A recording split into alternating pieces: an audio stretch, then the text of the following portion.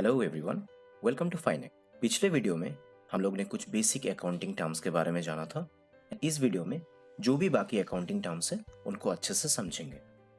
तो अगर आप सीधा इस वीडियो को देख रहे हैं तो आप एक बार इसके पहले वाले वीडियो को देख लीजिए, तो आपको सब कुछ और अच्छे से समझ आएगा। तो चलिए शुरू करते हैं। देखते हैं आज का पहला टर्म क्या है। पहला टर्म है receipts. In every business there are transactions involving receipts and payment. Receipts means receipt of money by an entity which can be in the form of cash, checks, demand drafts or digital modes. There are two types of receipts, capital receipts, revenue receipt. तो receipt क्या है? Business में जो भी पैसा हम लोग को मिलता है वो किसी भी फॉर्म में मिल सकता है, किसी भी तरह मिल सकता है। मतलब कैश में मिल सकता है, चेक में मिल सकता है, कोई ऑनलाइन पेमेंट कर सकता है। जो भी पैसा हम लोग को मिलता है वो क्या है? रिसिट है। रिसिट दो तरह का होता है, कैपिटल रिसिट, रेवेन्यू रिसिट्स। तो आइए समझते हैं कैपिटल रिसीट और रेवेन्यू रिसीट क्या है। Capital receipts. Capital receipts are non recurring fund received by a business that either increases liabilities और रिड्यूसेस लायबिलिटीज। मतलब कैपिटल रिसीट क्या है? जो नॉन रिकरिंग रिसीव्ड है। अब नॉन रिकरिंग और रिकरिंग क्या है? रिकरिंग मतलब जो हमें डे टू डे या फिर रेगुलरली बिजनेस में देखने को मिलता है, वो उसे हम लोग रिकरिंग कहते हैं। और जो कभी कभार होता है, हमेशा बिजनेस में देखने को नहीं मिलता है, वो नॉन रिकरिंग होता है। तो कैपिटल रिसीट नॉन रिकरिंग होता है, ये हमेशा हम लोगों को बिजनेस में देखने को नहीं मिलता है। जैसे मान लीजिए आपने किसी से लोन लिया है, बैंक से या फिर किसी पर्सन से आपने लोन लिया है, तो वो जो पैसा आपको मिलेगा वो क्या है? कैपिटल रिसीट है। क्योंकि ऐसा तो नहीं है कि आप हर दिन लोन ले रहे हो, तो ये क्या है? कैपिटल रिसीट है। फिर एग्जांपल में दिया है सेलिंग प्रॉपर्टी। मतलब आप कोई प्रॉपर्टी सेल करते हो, जैसे आपने लैंड को सेल किया या फिर बिल्डिंग सेल किया, तो ये तो रेगुलर बिजनेस एक्टिविटी नहीं है, ये आप कभी कभार करते हैं और उसमें जो रिसीव होता है वो क्या है? कैपिटल रिसीट है। नेक्स्ट है revenue receipts. Revenue receipts are those receipts which are regular और recurring in nature. Capital receipt non recurring होता है, रेवेन्यू रिसीट रिकरिंग होता है। रिकरिंग मतलब जो डे टू डे या फिर रेगुलरली बिजनेस में देखने को मिलता है। जैसे एग्जांपल दिया हुआ है यहाँ पे, receive from sale of goods and services, receipt of rent etcetera. Business में आपको सामान सेल करके जो पैसा मिलता है, या फिर आपने कोई दुकान या फिर कोई बिल्डिंग आपने रेंट पे चढ़ा रखा है, तो उसमें जो रेंट मिल रहा है आपको, वो आपका क्या है? रेवेन्यू रिसीट है। क्योंकि ऐसा तो नहीं है कि आप कभी कभार आपको रेंट मिलेगा या फिर आप कभी कभार अपना सामान या फिर प्रोडक्ट सेल करेंगे। ये हमेशा या फिर रेगुलरली हमें देखने को मिलता है बिजनेस में। तो जो फ्रिक्वेंटली होता है या फिर day to day business activities में देखने को मिलता है, या फिर हमें जो पैसा रेगुलरली मिलता रहता है, रिसीव करते हैं हम लोग, उसे रेवेन्यू रिसीट कहते हैं। नेक्स्ट है पेमेंट। जैसे बिजनेस में रिसीट करते हैं पैसा, हम लोग उस तरह से पेमेंट भी करते हैं। तो पेमेंट क्या है? Payment means the amount of money paid by an entity in course of its business activities by cash, cheques और बाय अदर मीन्स। जो भी हम लोग कैश, चेक या फिर ऑनलाइन या फिर डिमांड ड्राफ्ट से जो भी पेमेंट करते हैं या फिर पैसा किसी को देते हैं, वो क्या है? पेमेंट होता है। तो पेमेंट को भी हम लोग दो तरह से डिवाइड कर सकते हैं, capital payment, revenue payment. Capital payment क्या है? Capital payments are those payments which non-recurring in nature and it either cause decrease in liability or increase in assets. Capital receipt की तरह कैपिटल पेमेंट भी non recurring होता है, and ये क्या करता है? ये लाइबिलिटी को घटाता है या फिर एसेट को इंक्रीज करता है। मतलब आप जो भी पेमेंट कर रहे हो, अगर वो पेमेंट रेगुलर बिजनेस एक्टिविटीज के साथ कनेक्टेड नहीं है, मतलब आप कभी कभार कर रहे हो, तो वो कैपिटल पेमेंट है। रिपेमेंट ऑफ लोन, मतलब आपने किसी से लोन लिया था, अभी वो लोन को आप रिटर्न कर रहे हो, तो अभी जो पेमेंट कर रहे हो आप लोन रिटर्न करने के लिए, वो क्या है? कैपिटल पेमेंट है। फिर मान लीजिए आप कोई एसेट खरीदते हो, जैसे आपने कोई लैंड खरीदा या फिर कोई मशीन खरीदा, तो इसमें भी आपको पेमेंट करना है, तो ये क्या है? ये कैपिटल पेमेंट है। क्योंकि आप हमेशा नहीं करोगे, रेगुलरली नहीं करोगे, तो ये कैपिटल पेमेंट्स। रेवेन्यू पेमेंट्स, ये सिंपल रेवेन्यू रिसीट जैसे है, जो पेमेंट आप रेगुलरली आपको करना होता है या फिर आप हमेशा या फ्रिक्वेंटली बिजनेस में करते रहते हो, वो रेवेन्यू पेमेंट्स है। जैसे revenue payments are those payments which are made for carrying out the normal activities of business. अब रेगुलर पेमेंट्स आप क्या करते हो? वो सारा पेमेंट जो बिजनेस को मेंटेन करने के लिए करना होता है, वो रेवेन्यू पेमेंट्स है। जैसे आप सामान खरीदते हो सेल करने के लिए, तो खरीदने के लिए आप जो पैसा दे रहे हो, वो आपका रेवेन्यू पेमेंट्स है। फिर आप अपने स्टाफ को या फिर कर्मचारी को सैलरी दे रहे हो, वो आपका रेवेन्यू पेमेंट है। नेक्स्ट है एक्सपेंडिचर। एक्सपेंडिचर मतलब खर्चा। एनी पेमेंट ऑफ कैश और ट्रांसफर ऑफ प्रॉपर्टी और incurring a liability for the purpose of acquiring assets, goods और सर्विसेज इज कॉल्ड एक्सपेंडिचर। कोई भी एसेट खरीदने के लिए या फिर सर्विस लेने के लिए आप जो भी कैश या फिर जो भी प्रॉपर्टी आप किसी के नाम पे करते हो या फिर कैश देते हो या फिर पेमेंट करते हो, वो सारा कुछ क्या है? एक्सपेंडिचर है। तो एक्सपेंडिचर को हम लोग 3 तरह से डिवाइड कर सकते हैं, capital expenditure, revenue expenditure, deferred revenue expenditure. तो कैपिटल एक्सपेंडिचर क्या है? मान लीजिए आपके पास ऑलरेडी 10 लाख का एक लैंड है। अगर आप और ज़मीन खरीदते हो, लैंड खरीदते हो, तो आपका लैंड का वैल्यू क्या होगा? बढ़ेगा। आपके पास एसेट का अमाउंट बढ़ेगा। तो ये जो खर्चा हुआ, इसको हम लोग कैपिटल एक्सपेंडिचर कहेंगे। जो भी खर्चा बिजनेस का फिक्स्ड एसेट्स का वैल्यू बढ़ाता है, वो कैपिटल एक्सपेंडिचर है। आप बिल्डिंग खरीद सकते हो, लैंड खरीद सकते हो, जो इसमें जो खर्चा होगा ये क्या है? कैपिटल एक्सपेंडिचर है। Revenue expenditure, revenue expenditure refers to the day-to-day operational costs incurred by a business to maintain current operations and generate short-term revenue। मतलब डे टू डे, हर दिन बिजनेस एक्टिविटी को चलाने के लिए या फिर बिजनेस को मेंटेन करने के लिए जो भी खर्चा हम लोगों को करना होता है, वो क्या है? रेवेन्यू एक्सपेंडिचर है। ये नॉन रिकरिंग नहीं होता है, ये रिकरिंग होता है। मतलब ये हमेशा हम लोगों को करना होता है, ऐसा नहीं है कि कभी कभार करते हैं। जैसे सैलरीज देना, रेंट देना, एग्जाम्पल में दिया हुआ है एक्सपेंसेस ऑफ सैलरीज, रेंट, ये सब क्या है? रेवेन्यू एक्सपेंडिचर है। लास्ट है डेफर्ड रेवेन्यू एक्सपेंडिचर। इसको बहुत अच्छे से समझिए। The expenditure which are of revenue nature but the benefit of which can be derived over a number of years is termed as deferred revenue expenditure। ये expenditure revenue nature का होता है। Revenue nature का मतलब ये ऐसा नहीं है कि हम लोग कभी कभार करते हैं, या नॉर्मली हम लोग बिजनेस में करते रहते हैं, लेकिन ये एक्सपेंडिचर करने के लिए जो बेनिफिट मिलता है हम लोगों को, वो ओवर द ईयर्स मिलता है। मतलब वो कई साल तक मिलता रहता है। जैसे मान लीजिए यहाँ पे एग्जाम्पल दिया हुआ है, advertisement expenditure for launching a new product. आपका एक बिजनेस है जिसमें कोई एक नया प्रोडक्ट आप लॉन्च कर रहे हो, तो नया प्रोडक्ट लॉन्च करने के लिए उसके लिए आपको एडवर्टाइजमेंट करना पड़ेगा। तो एडवर्टाइजमेंट में जो आप खर्चा करोगे, उसके बाद वो एडवर्टाइजमेंट आप तो सालों तक चलाओगे, तो उसका बेनिफिट आपको सालों तक मिलेगा। तो इस तरह का एक्सपेंसेस जिसका बेनिफिट आपको सालों तक मिलते रहता है, वो क्या है? आपका डेफर्ड रेवेन्यू एक्सपेंडिचर है। उसके बाद आते हैं इनकम पे। तो इनकम क्या है? Income is the total amount of money earned by an individual और business from all sources during a specific period of time. एक समय में एक बिजनेस उसका सारा सोर्सेस से जो भी पैसा उसे मिलता है या फिर अर्न करता है, वो क्या है? इनकम है। अभी सारा सोर्सेस मतलब क्या है? मान लीजिए आपका एक बिजनेस है फर्नीचर का, तो फर्नीचर सेल करके आपको एक पैसा मिल रहा है। और ऐसा भी हो सकता है आपने दूसरे किसी बिजनेस में इन्वेस्ट करके रखा है, तो वहाँ से आपको इन्वेस्टमेंट के ऊपर इंटरेस्ट मिल रहा है। ऐसा भी हो सकता है कि आप कोई बिल्डिंग या फिर कोई ज़मीन रेंट पे चढ़ा रखा है, तो उसमें आपको रेंट मिलेगा। तो ये सारा सोर्सेस ऑफ इनकम है। इन सारा सोर्सेस से आपको जो भी पैसा मिलेगा एक पीरियड में, वो आपके लिए क्या है? इनकम है। तो इनकम को भी हम लोग फिर से 2 तरह से डिवाइड कर सकते हैं, कैपिटल इनकम, रेवेन्यू इनकम। एक चीज़ याद रखिए, जो भी कैपिटल और रेवेन्यू है, कैपिटल हमेशा नॉन रिकरिंग होता है, मतलब वो कभी कभार होता है, और रेवेन्यू रिकरिंग होता है, वो मतलब वो हमेशा day to day business activities में देखने को मिलता है। तो कैपिटल इनकम क्या है? Capital income is the money received from non regular और non business activities, usually related to assets और investments. Example, sale of machinery, sale of land और बिल्डिंग एक्सेट्रा। मतलब कैपिटल इनकम जो है वो मेन बिजनेस एक्टिविटीज के साथ connected नहीं है। मतलब जो कैपिटल इनकम है वो नॉन रेगुलर है, मतलब नॉन रिकरिंग है। मतलब जो कैपिटल इनकम है वो हम लोगों को हमेशा नहीं मिलता है, रेगुलरली देखने को नहीं मिलता है, वो नॉन रिकरिंग है नेचर में, मतलब नॉन रेगुलर है। एंड ये क्या है? एसेट्स और इन्वेस्टमेंट्स के साथ रिलेटेड है, मेन बिजनेस एक्टिविटी के साथ रिलेटेड नहीं है। अभी मेन बिजनेस एक्टिविटी मतलब क्या है? एग्जाम्पल के तौर से आप मान लीजिए कि आपका गारमेंट्स का बिजनेस है, तो गारमेंट्स को सेल करना, खरीदना, ये आपका मेन बिजनेस एक्टिविटी है। लेकिन आप अगर आपका कोई लैंड सेल करते हो या फिर बिल्डिंग को सेल करते हो, तो उसमें से जो इनकम होगा आपका, वो क्या है? कैपिटल इनकम है, क्योंकि ये आपका कोर बिजनेस एक्टिविटी तो नहीं है, ये आपका फिक्स्ड एसेट्स या फिर इन्वेस्टमेंट के साथ कनेक्टेड है। तो इस तरह का इनकम को हम लोग कैपिटल इनकम कहेंगे। ठीक है। नेक्स्ट है revenue income. Revenue income is the money earn from day to day business activities.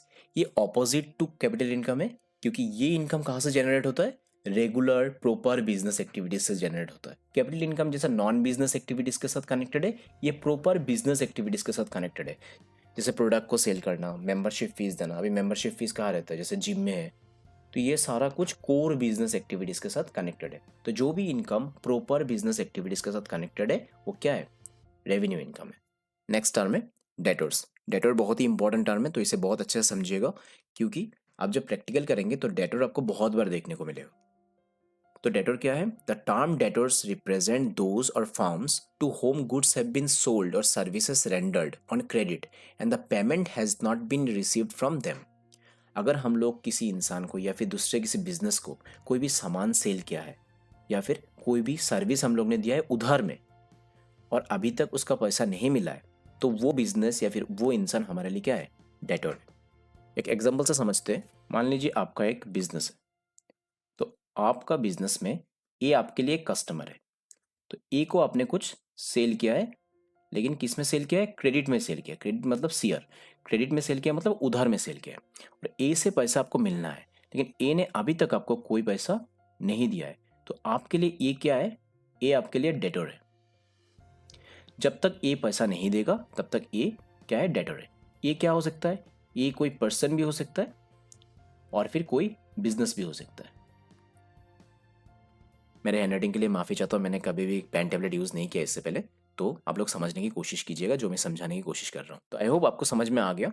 मतलब अगर क्रेडिट में कुछ सेल करते, कोई भी सर्विस दे रहे और उसका पैसा अभी तक नहीं मिला है, तो जिस इंसान से या जिस बिजनेस से हम लोगों को पैसा मिलना है, वो क्या है, हमारे लिए डेटर है। उसके बाद है बैड डेट्स। तो बैड डेट्स क्या है, the portion of amount receivable from debtor which is irrecoverable is called bad debt.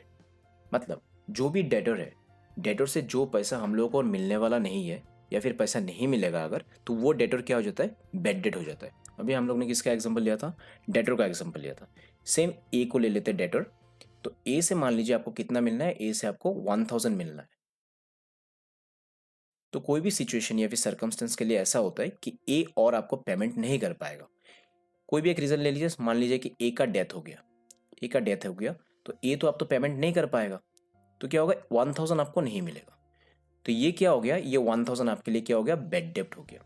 मतलब डेटर से जो भी पैसा हम लोगों को और नहीं मिलेगा या फिर ई रिकवरेबल है, जो रिकवर नहीं कर पाते हम लोग, वो क्या हो जाता है, बैड डेट हो जाता है। ठीक है। नेक्स्ट टर्म है क्रेडिटर्स। क्रेडिटर्स कंप्लीटली डेटर का उल्टा है। ये क्या है, the term creditors represent those और firms from whom goods have been purchased और services received on credit and the payment has not been paid. Debtor क्या था, अगर हम किसी को उधार में कुछ सेल करते हैं या फिर कोई सर्विस देते हैं और अगर उससे पैसा अभी तक नहीं मिला है, तो हमारे लिए वो क्या है, डेटर है। इसका उल्टा, अगर हम किसी से कुछ खरीदते हैं या फिर कोई सर्विस लेते हैं और हम अगर उसे अभी तक पेमेंट नहीं किया है, तो वो इंसान या फिर वो बिजनेस हमारे लिए क्या है, क्रेडिटर है। अगर किसी को पेमेंट करना है तो वो क्या है, क्रेडिटर होता है। अगर उससे पैसा लेना है या फिर उससे पैसा मिलना है, तो वो क्या है, हमारे लिए डेटर है। ठीक है। याद रखिए, डेटर एक एसेट है, क्रेडिटर एक लाइबिलिटी है।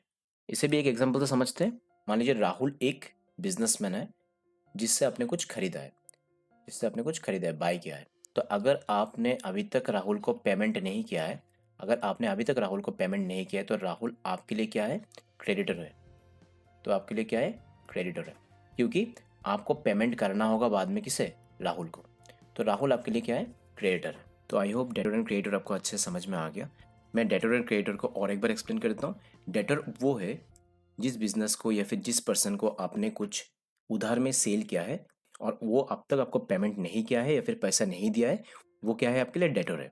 एक क्रेडिटर क्या है, अगर आप किसी से उधार में कुछ खरीद के लाते हो या फिर कोई सर्विस लेते हो, लेकिन आपने अभी तक पेमेंट नहीं किया है, तो वो इंसान या फिर वो बिजनेस आपके लिए क्या है, क्रेडिटर्स है।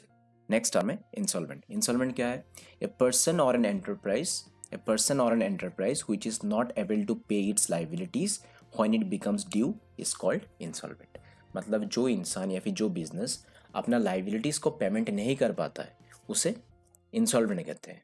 पेमेंट नहीं कर पाता है मतलब तो उसका इतना कैपेसिटी नहीं है कि वो कुछ भी पेमेंट कर पाए, तो कोर्ट उसे इंसॉल्वेंट डिक्लेयर कर देता है। जैसे मान लीजिए आपने किसी को सेल किया, 1 लाख रुपया का कोई भी सामान सेल किया है, अभी उसके बाद वो आपके लिए क्या है, डेटर है। अभी कुछ ऐसा होता है कि उसका बिजनेस डूब जाता है या फिर कुछ ऐसा सरकमस्टेंस हो जाता है कि वो पेमेंट नहीं कर पाता है, मतलब वो पेमेंट और नहीं कर पाएगा। तो आप क्या करोगे, तो आप केस फाइल करोगे या फिर लीगल प्रोसेस फॉलो करोगे। तो कोर्ट क्या करेगा, कोर्ट देखेगा सारा सिचुएशन को कि वो पेमेंट कर सकता है कि नहीं। तो अगर उसके पास कुछ नहीं है, देने लायक कुछ नहीं है, तो कोर्ट उसे क्या कर देगा, इंसॉल्वेंट डिक्लेयर कर देगा। मतलब वो और पेमेंट नहीं कर सकता है। तो इंसॉल्वेंट अगर कोई भी हो जाता है तो उसके बाद क्या होता है, उसका सारा एसेट जो भी है, उसके पास जो भी प्रॉपर्टी है, वो नीलाम होता है। नीलाम होने के बाद आपको जो भी पैसा मिलना है उसका एक पोर्शन आपको मिलता है और बाकी आपका क्या हो जाता है, बैड डेट हो जाता है और बाकी आपको नहीं मिलेगा। तो जो भी इंसान अपने लाइबिलिटीज को पेमेंट नहीं कर पाता है या फिर रिपे नहीं कर पाता है, उसे हम लोग क्या कहते हैं, इंसॉल्वेंट कहते हैं। गुड्स। तो गुड्स सिंपल कुछ नहीं है, आप जिस चीज़ का बिजनेस कर रहे हो वो आपके लिए गुड्स है। वो कुछ भी हो सकता है। अगर आप कपड़े का बिजनेस कर रहे हो तो कपड़ा आपके लिए गुड्स है। अगर आप फर्नीचर का बिजनेस कर रहे हो तो फर्नीचर आपके लिए गुड्स है। तो जो भी बिजनेस का प्रोडक्ट है वो आपके लिए गुड्स है। जैसे the term goods means the things in which the business deals in. Example, if a business deals in furniture तो फर्नीचर उसके लिए क्या है, गुड्स है। Then furniture is treated as goods for him. तो ये बहुत ही सिंपल है। तो अच्छे से याद रखिएगा, गुड्स हम लोग सिर्फ उसे ही कहते हैं जिस चीज़ का हम लोग बिजनेस कर रहे हैं। नेक्स्ट टर्म है परचेज। ये परचेज वर्ड को याद रखिएगा, परचेज मतलब खरीदना। तो परचेज गुड्स के साथ कनेक्टेड होता है। अगर हम लोग गुड्स खरीदते हैं तो उसे क्या कह सकते हैं, परचेज कह सकते हैं कि परचेज ऑफ गुड्स। परचेज मतलब खरीदना। नेक्स्ट टर्म है परचेज रिटर्न और रिटर्न आउटवर्ड। इन दोनों वर्ड को अच्छे से याद रखिएगा। कभी कभी इंटरचेंजेबली यूज होता है। कभी कभी परचेज रिटर्न रहता है, कभी कभी रिटर्न आउटवर्ड भी रहता है। तो दोनों का मतलब सेम है। मतलब क्या है समझ लीजिए। When goods were purchased on credit earlier and if for some reasons any of these goods are returned to the supplier, such returns are termed as purchase return और return outward। मतलब आप उधार में जो भी खरीद के लाए हो किसी भी सप्लायर से या फिर बिजनेस से, अगर बाद में जाके उसमें से कुछ गुड्स आप रिटर्न कर देते हो तो उसे क्या कहते हैं हम लोग, परचेज रिटर्न। जो भी परचेज किया हुआ सामान को हम लोग रिटर्न करते हैं उसे परचेज रिटर्न कहते हैं। जैसे जैसे इसे भी एक एग्जांपल से समझिए। मान लीजिए कि आप मिस्टर ए से कुछ चीज़ें खरीदते हो। मान लीजिए कि आप 1000 रुपये का सामान खरीदते हो और बाद में कुछ रीज़न के लिए कुछ प्रोडक्ट आपको डिफेक्टिव मिलता है, तो आप क्या करते हो, उसमें से 500 का सामान क्या करते हो, आप रिटर्न कर देते हो। आप क्या कर देते हो, रिटर्न कर देते हो। तो ये 500 क्या है, ये परचेज रिटर्न है। क्या है, परचेज रिटर्न है। जो भी खरीदा हुआ सामान आप कोई भी रीज़न के लिए फिर से रिटर्न कर देते हो, वो क्या है, परचेज रिटर्न है। तो बाद में आप मिस्टर ए को कितना पेमेंट करोगे, 1000 का सामान आपने खरीदा था, 500 का सामान आपने रिटर्न कर दिया, तो फिर आपको कितना देना होगा, बाद में 500 देना होगा।